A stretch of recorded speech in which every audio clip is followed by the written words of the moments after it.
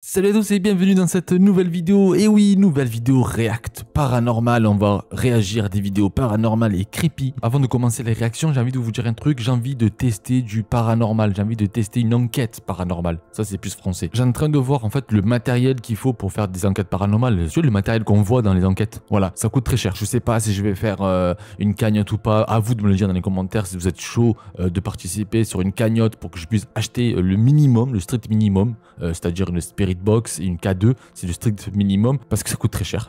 Vous pouvez regarder sur Amazon, je vous mettrai les trucs dans Amazon, vous voyez un peu le prix et vous allez comprendre, ça coûte très cher. Et là, actuellement, je suis en train de chercher des trucs en dehors de Marseille parce qu'à Marseille, il n'y a rien du tout. C'est mon ami qui a trouvé un lieu hanté avec une légende urbaine, truc de dingue, et le propriétaire, et oui et non, on ne sait pas encore. Il nous répond très tard à chaque fois. Enfin bref, peut-être, si tout va bien, le mois de juin, il y aura une enquête chez lui. Je vais réaliser ma première enquête paranormale avec le matériel ou sans matériel, tout dépend, parce que si on peut le faire sans matériel, tant mieux. Si d'ici là j'arrive à économiser de l'argent et pouvoir acheter du matériel, je le fais. Si j'arrive pas, ben, c'est pas grave, voilà, je ferai ça. Avant tout, on va faire le petit jeu d'écrire un mot dans l'espace commentaire, et ce mot c'est poisson. Voilà, P-O-I-2-S-O-N, poisson.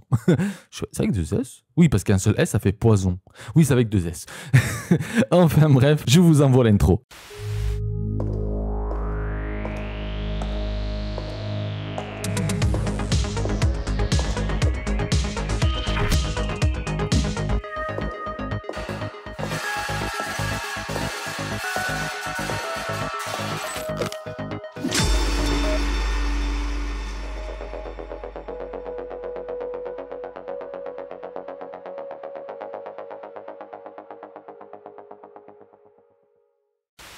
On est ici, on attaque et...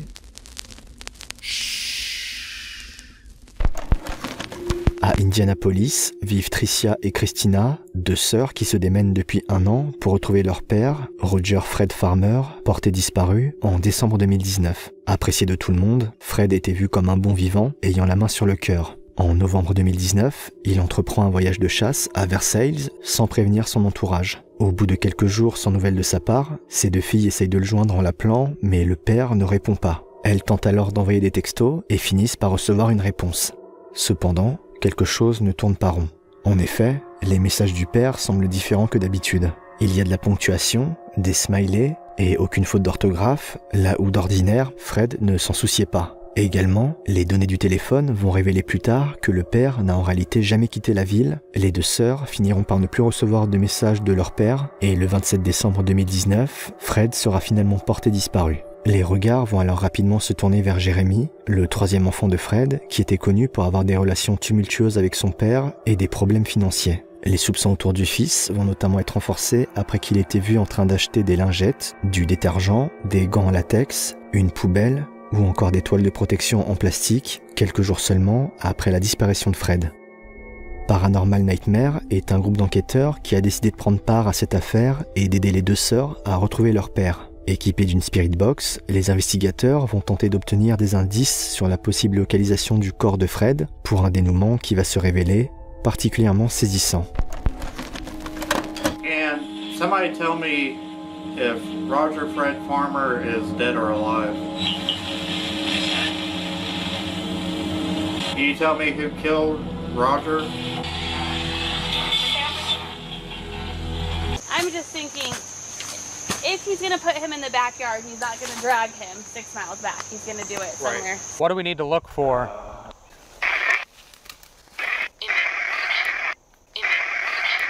I think the worst part is not knowing What happened to him? or not knowing where your own parent is. Did anybody worry, like, are you okay? Are you cold? Are you hungry? Do you need anything? And not being able to get there to them is the worst feeling in the world. He was a great man overall, and he really deserves justice. He really deserves a proper burial. Everything that we have points to my brother. There's not one thing that does not point to my brother. Jeremy is a sociopath at its finest. I just wish that he would give his father justice and tell us what the hell he did with the body. Fred, were you killed inside this house?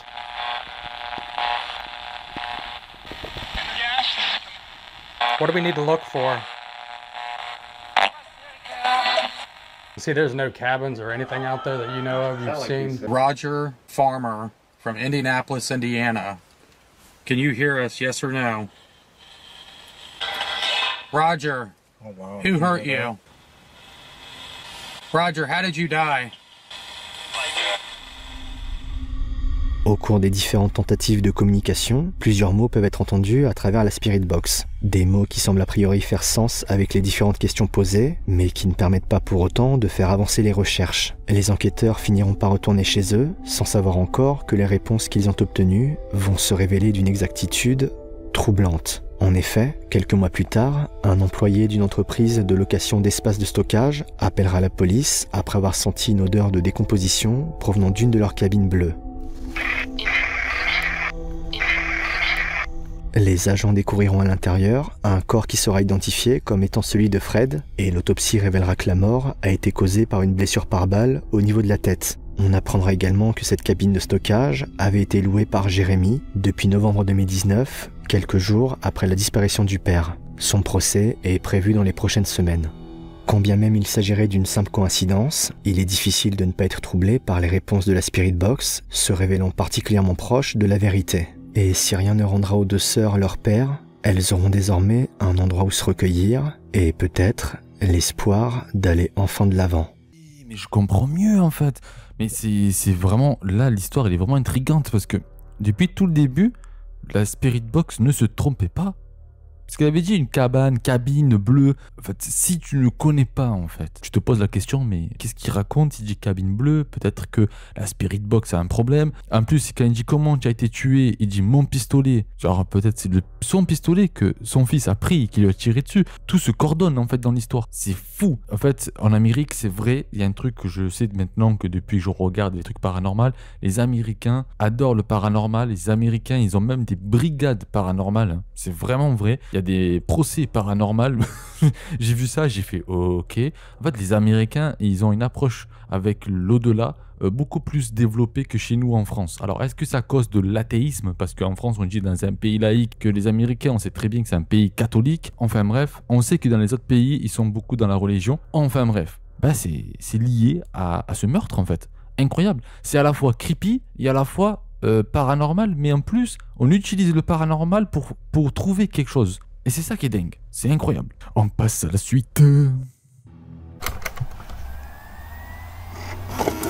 Un homme du nom de Richard a hérité de la ferme de ses grands-parents après leur décès. Ne pouvant pas être toujours sur place en raison de ses voyages réguliers, il a recruté quelques personnes pour entretenir l'endroit pendant son absence. Un jour, alors qu'il se trouvait dans la maison de la ferme, il découvre dans le grenier ce qui semble être le journal d'un ancien vétéran de la guerre qui chassait notamment dans les alentours de la ferme. En voici un extrait. Il était suffisamment proche pour que je puisse voir le blanc de ses yeux. J'ai senti la peur de la mort et mon cœur battait comme s'il allait sortir de ma poitrine. En une fraction de seconde, j'ai réalisé que je devais être le premier à agir si je voulais vivre. J'ai dégainé mon couteau et me suis dirigé vers l'ennemi. Il s'apprêtait également à prendre le sien, mais je fus plus rapide et plongeai ma lame dans son ventre. Alors que j'étais sur lui, je voyais le sang couler de sa bouche et le regardais dans les yeux pendant que la vie le quittait. Je me réveille encore en sueur la nuit après avoir vu les yeux de cet homme dans mes rêves. Il me hante toujours, mais je ne ressens aucun remords, aucune compassion. Je sens qu'au moment où j'ai pris la vie de cet homme, j'ai perdu une partie de moi-même. Je ne peux plus vivre comme un civil normal, et la seule culpabilité que je ressens, c'est de ne pas avoir été capable de tuer plus. Je sens que je n'ai plus de pouvoir sur ma propre vie, mais le plus grand sentiment de pouvoir que j'ai jamais ressenti, c'est celui de prendre la vie d'un autre homme. C'est comme avoir le pouvoir de ralentir le temps, au point de pouvoir attraper une balle en plein air. Dans ce journal, Richard découvre ainsi les écrits d'un homme qui fait part de ses envies de tuer à nouveau, ainsi que des coordonnées. Depuis cette découverte, il a été témoin d'événements étranges dans sa maison, comme des lumières qui s'allument, des objets qui ne sont plus à leur place, ou encore l'odeur d'une autre personne. Ces phénomènes l'ont amené à suspecter qu'un de ses employés squattait peut-être la maison pendant son absence. Il a donc installé plusieurs caméras, et voici les images qu'il a pu capturer.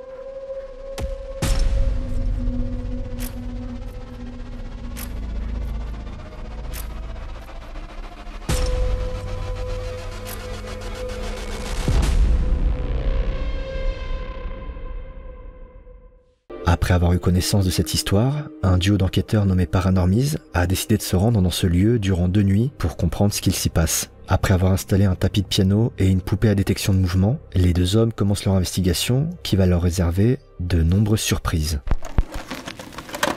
Can you knock something off a shelf or move something? We've seen that you can move a whole bunch of things. We know what you can do. It's very impressive. Granddad. Granddad? His granddad? Remember, his grandpa? I asked him. Yeah. Remember, I asked him, like, do you think it was his? Is this his? If we're talking to his grandpa right now, can you let us know?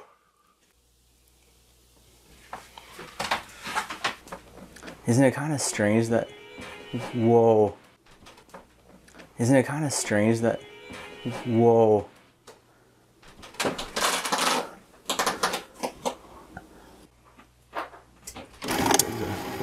We gotta check it out. Oh. What? The pillows are on the ground.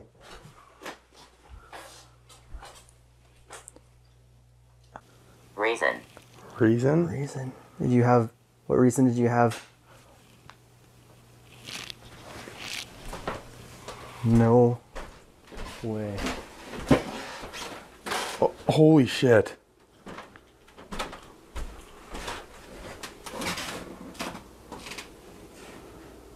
It just flicked the light on.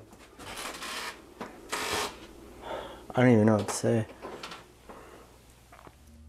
Une activité plus intense semble prendre place dans la maison, avec notamment cette lumière qui s'allume, alors que l'interrupteur demande une certaine force pour être activé. Aucun autre événement ne se produira durant cette première nuit d'investigation. Et alors que la 2e nuit commence, les 2 enquêteurs décident de se rendre aux coordonnées indiquées sur le journal, qui mènent à une forêt proche de la ferme, quand soudain...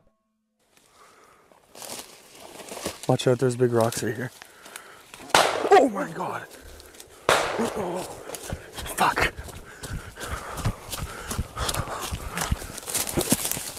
Ow! Fuck! Was that the spot? That was the spot. That was the spot on the map.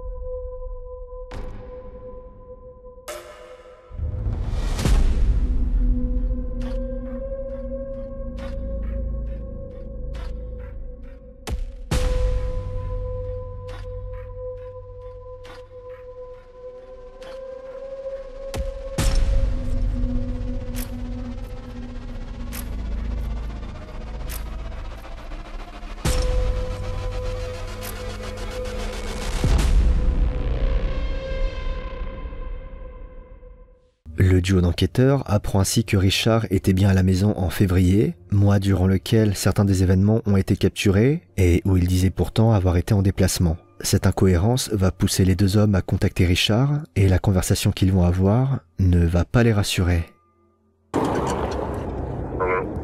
Hi, Richard. It's Jordan. Hey, Jordan, how's it going? Hey, good man. Listen, I just kind of talked to your neighbor now on our way out. I showed her the footage, and she said that you were actually gone for most of February. We were just wondering like what's going on with that.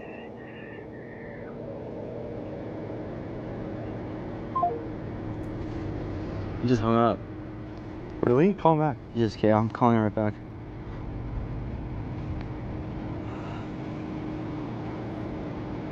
Ça sent pas bon cette histoire, hein. Ça sent pas bon. Je pense que c'est lui le fou. Why did he hang up?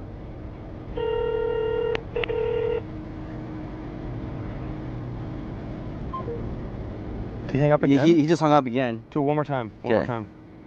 He answered the call and he hung up right away. What is going on? Come on.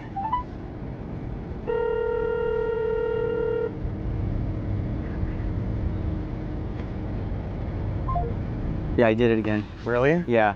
Okay, let's go. What's going on? That's fucking not good. Après avoir été confronté à son propre mensonge, Richard raccroche soudainement, mettant fin à la conversation. Cet événement inattendu va pousser les enquêteurs à quitter immédiatement la propriété, voyant dans ce comportement une situation qui pourrait devenir dangereuse. Plusieurs théories ont depuis vu le jour pour essayer de comprendre toute cette histoire, et l'une d'entre elles a de quoi glacer le sang. Le fameux journal trouvé dans le grenier pourrait appartenir en réalité à Richard, qui serait donc une personne qui a déjà tué et ressentirait le besoin de recommencer. Les coordonnées indiquées sur le journal, quant à elles, auraient servi à attirer le duo d'enquêteurs dans la forêt, faisant alors une cible facile pour un meurtrier en manque de sensations. Si l'on en croit cette hypothèse, les coups de feu entendus pourraient alors bien avoir été tirés en direction des deux hommes. Il ne sera sans doute jamais possible de démêler le vrai du faux, car au milieu des mensonges, le duo semble bien avoir capturé des phénomènes troublants durant ces 2 nuits d'investigation. Et si la propriété peut effectivement être le théâtre d'événements étranges, la véritable horreur, elle, pourrait bien se cacher dans le cœur de son propriétaire. J'ai beaucoup de choses à dire sur cette vidéo, sur cette enquête incroyable. Ça fait déjà 20 minutes qu'on est là et franchement, je viens de voir plein de trucs. Je pense, alors fort possible qu'encore une fois, je dis que les Américains, vous avez vu, ils ont plein d'enquêteurs là-bas et tout. Ils appellent ces enquêteurs pour réaliser, on va dire, des enquêtes paranormales. Parce que chez eux, c'est quelque chose qui est normal, ok? Et cette personne qui est là, moi je pense que c'est lui le coupable, hein, c'est lui le psychopathe. Qu'est-ce qui s'est passé?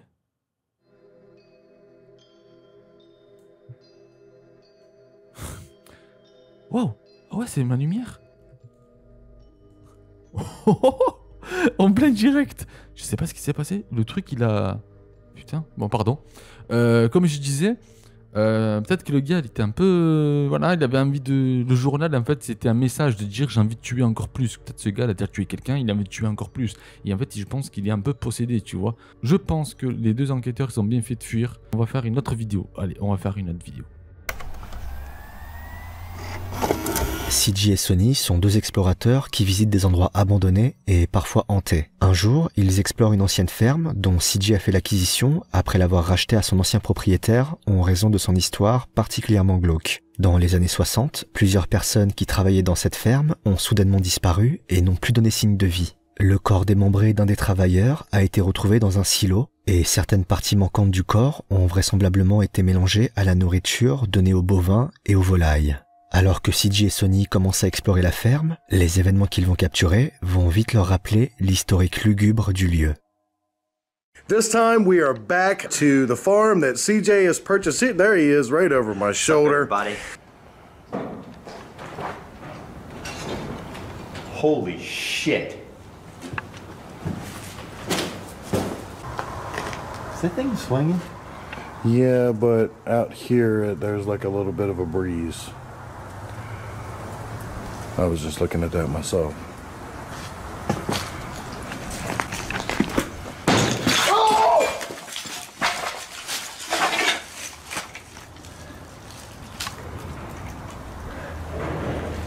What the hell was that? I'm telling you right now, I've been to a lot of places, dude. This is more activity in this place than anywhere. I'm telling you, this is spirit says. Ow, fuck, dude! Oh, shit! Dude!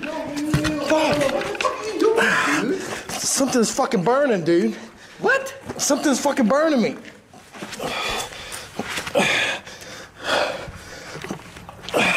Yo, okay, legit? Yo, I don't think being here is such a good idea. Dude, here, take my fucking kit. What is burning? Something is burning me. There's a fucking handprint on you, bro. Yo, I don't even like this, dude. I don't even want to be here. Literally, I do not want to be here right now. Fuck, dude. I do not want to fucking be here. Let's go. Yo, let's go. Ow. Oh, Jesus Christ. What the fuck is going on in this motherfucker? Shit. Ow, damn it, dude. Damn it. Dude, fuck, that burns. What's going on right now, man? I don't know, but I'm going out of here. Ow, shit. Damn, that burns. Damn. Well, you stay if you want. Something just fucking burnt me. Alright, the lights don't work. You just flip the switch, but the fridge works. There's something else down here. There's a whole bunch of shit.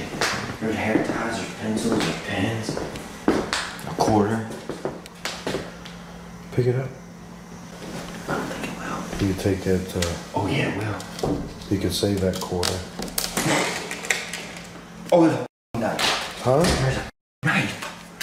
Where? There's a knife right there. Wait, where's the quarter go? Holy shit. Where's the quarter? Son of a bitch. Ew. Gosh, damn. That's a friggin' machete.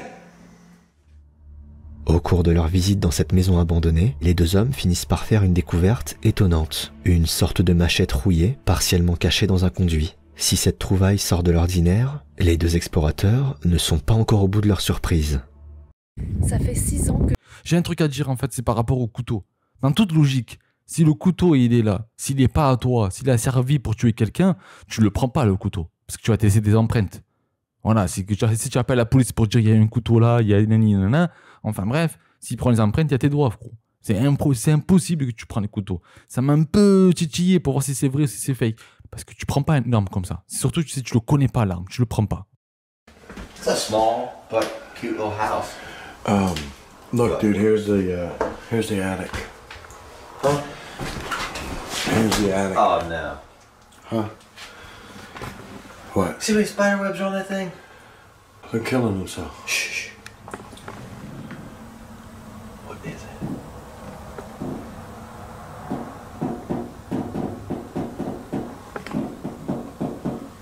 Dude? It's up there. Yeah, like creaking, like walking.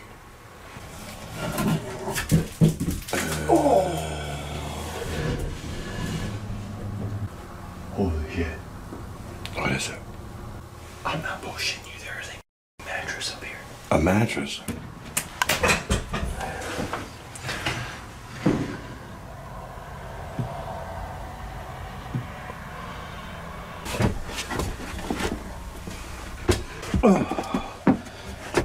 Oh my gosh. What?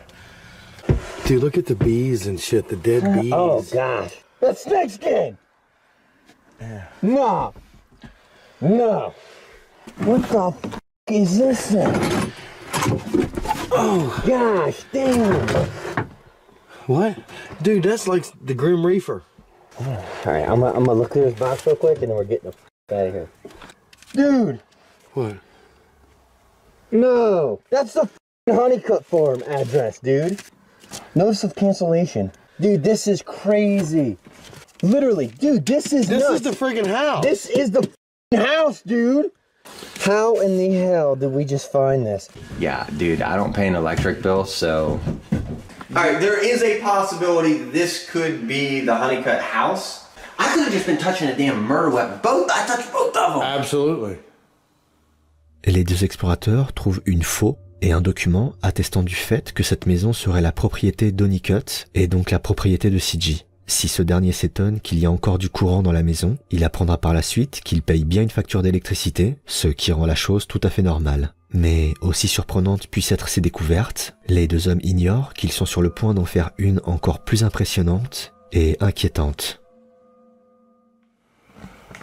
Did anyone die inside this house?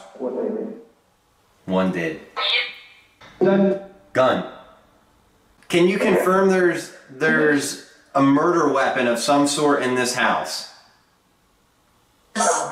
Yes. Is there anything in this room that we're standing in now? Is this where we need to look? Wall. Wall. There's something on the wall? Oh, there's still stuff in here though, dude. Wall. It said wall again. Which wall? Which wall? His room. Whose room? Did someone die in this room? Oh, what if they put somebody in the wall, dude? Because they were going missing. Bodies that are still missing. What color is the wall? Blue. This room has white walls. Oh my gosh, I did not even think about that.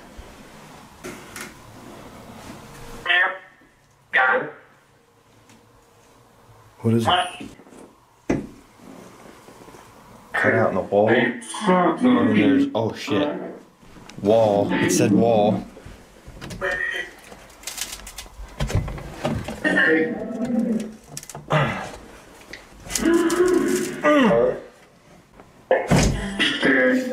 What is that right there? Is there anything? Oh shit. Oh! Dude, there's a gun! What? I'm not bullshitting you, Sonny. Bah, trouver une pistolet, gars, c'est chelou là. That is a gun. Oh shit, yeah, I see it, but I can't get my camera here to get a shot. Oh, il y a bien un flingue. Nah. Oh, that's a gun. That is a gun, bro. Bro, that is a gun. We need to call the police on that. Listen, dude, we have had a lot of shit come through the necrophonic, things like that, but I don't think it's ever led us to where something... Hell no. Guidés par les indications de la Spirit Box, les deux explorateurs découvrent un pistolet caché dans le mur d'une penderie. Cette trouvaille, qui s'ajoute aux précédentes, font penser aux deux hommes qu'il pourrait éventuellement s'agir d'armes de crime, utilisées notamment lors du meurtre d'anciens travailleurs saisonniers par les anciens propriétaires de la ferme dans les années 60, qui furent d'ailleurs condamnés à mort. Cette hypothèse n'étant soutenue par aucune preuve concrète, elle ne peut pas être considérée sérieusement. Encore aujourd'hui, CJ reste attiré par cette ferme, tandis que Sonny en garde une marque indélébile, non pas celle sur son corps qui a depuis disparu, mais celle d'un souvenir terrifiant qui ne le quittera sans doute jamais. Sacrée histoire. En fait, je suis un peu perdu, j'étais à 50-50. J'avais l'impression que c'était une mise en scène et en même temps que ça peut être paranormal. Alors, sachez que j'ai appris que sur la Spirit Box, on peut rajouter des mots. Il y a des Spirit Box trafiqués, par exemple les Spirit Box qui est sur le téléphone. Et c'est nous-mêmes qu'on rajoute des mots pour faire croire qu'il y a des choses paranormales. Bah, bon, je vous mettrai un lien dans la description d'une personne qui parle très bien des applications sur les Spirit Box complètement fake. Mais bon, voilà, mais en fait, ça m'a un peu intrigué parce que il prend l'arme. Normalement, tu appelles la police. La police vient, il va enquêter, ils vont prendre tes images, ils vont prendre un huissier de justice pour voir tes images parce que du coup, tu vas être un peu le coupable et de voir en fait si tu n'es pas dire la personne qui a planqué ces armes-là et tu fais croire que tu es dans un paranormal. Enfin bref, je suis parti un peu trop loin, mais vous avez compris. Logiquement, dans cette vidéo, je suis complètement à 50-50, c'est-à-dire je n'y crois pas trop. Je sais pas comment vous expliquer ça. Là, je suis un peu perplexe. Alors, peut-être qu'ils ont bien fait. Souvent, des vidéos paranormales, c'est vraiment que des mises en scène pour vous donner, on va dire, du spectacle. Mais là, waouh, c'est trop quand même. Là, je trouve que c'est trop. Et est-ce que c'est... Ah, je sais pas, tu vois, je suis un peu perdu. Je suis un peu perdu parce que je sais pas, c'est un peu trop. Voilà, c'est vraiment un peu trop. Enfin bref, les amis, on touche la fin de cette vidéo. Pour moi, c'est déjà, ça fait un bon moment que je tourne. Et je voulais vous dire, voilà, que j'ai envie de réaliser une enquête paranormale. On verra ça. Peut-être cet été, on verra bien. Si je fais une enquête paranormale, du coup, je continuerai à faire des vidéos react, ne vous inquiétez pas, hein, pour, on va dire, continuer ma chaîne parce que j'adore ça. Et en parallèle, je ferai le tournage de l'enquête parce que ça en prendra 2 jours, logiquement. Et ensuite, le montage et tout par derrière pour travailler quelque chose de propre, de beau, pour vous donner, on va dire, une belle vidéo, hein, voilà, gratuit, mais que ce soit agréable à regarder. Voilà. Les potos, je vous dis à très bientôt. N'oubliez pas d'écrire le mot dans l'espace commentaire qui est le mot poisson. Voilà, je le répète encore une fois, le mot poisson. Voilà, P-O-I-2-S-O-N. Et nous, on se dit dans 3 jours. Et sur ce, je vous souhaite tous une bonne nuit ou de bonnes journées. Allez, ciao!